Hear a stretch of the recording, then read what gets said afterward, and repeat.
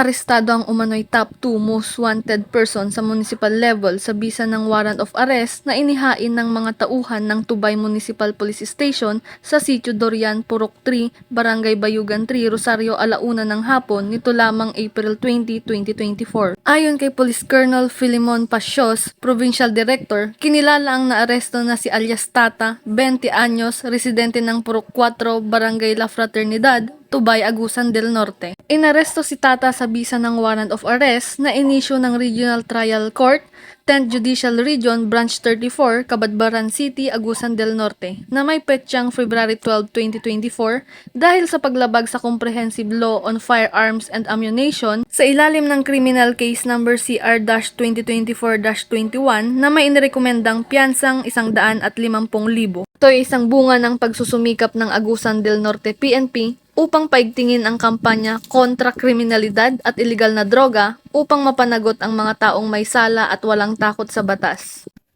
Mula dito sa Police Regional Office 13, ako ang inyong PNN Correspondent Patrolwoman Joanna Kawili, alagad ng batas, taga-taguyod ng Balitang Pulis.